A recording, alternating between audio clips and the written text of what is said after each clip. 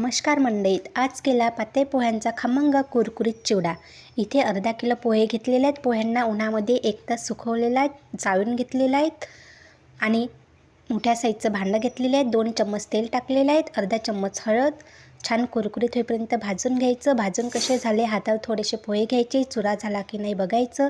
चुरा झाला असेल तर आपले पोहे छान भाजून झालेले आहेत। आता इथे तेल तापत ठेवलेलं आहे, त्याच्यामध्ये डाळ तळून घेतलेला आहे, शेंगदाणे तडतडीत होईपर्यंत तळून घेतलेले आहेत।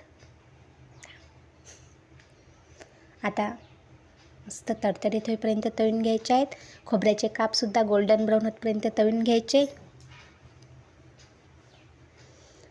4 कांदे घेतलेले आहेत, लांब आकाराचे कट केलेले आहेत, गोल्डन ब्राऊन होईपर्यंत तळून घ्यायचे आहेत। आता फोडणी करायची।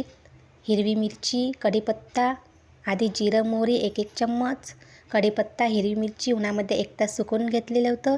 सुकवल्याने छान कुरकुरीत चिवडा होतो। याच्यामध्ये कढीपत्ता, हिरवी मिरची, धने कुटून घेतलेले आहेत 1 वाटी, कुटून घेतल्याने छान टेस्ट येते। आणि आता याच्यामध्ये 2 चम्मच लाल तिखट, अर्धा चम्मच हळद, 1 चम्मच आमचूर, चवीपुरते मीठ, छान फोडणी झालेली आहेत। आता याच्यामध्ये पोह्यांमध्ये टाकून द्यायचे आहेत, मिक्स करून घ्यायचं आहे। पिठी साखर अर्धा चम्मच। आता आपला चिवडा तयार झालेला आहे। व्हिडिओ बघितल्याबद्दल